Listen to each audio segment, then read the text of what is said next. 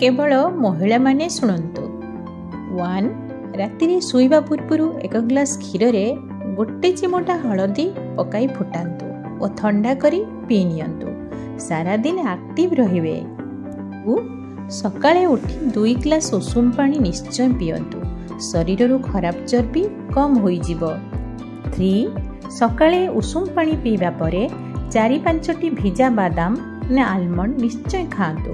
सारा दिन केबे क्लांत अनुभव करिवे नहीं। 4 जदि संभव हुए तेबे द्विप्रहर खाइबा परे अल्प समय आराम करि नियंतु। आपनक स्वास्थ्य पई यह बहुत जरूरी। 5 संध्या बेले चा बा कॉफी बदल रे जूस पियंतु। जदि जूस पी पारु नाहंती तेबे चा सहित बिस्कुट बा हल्का किछि खांतु। खाली चा पियंतु नहीं, यह बहुत क्षति करि थाए। सारा परिवार सेवा जत्न करुथिबा आम्भे महिला माने निजर जत्न कथा भूली जाई थाउ। आम्भे माने निजर मध्य जत्न नेबा उचित। जय जगन्नाथ।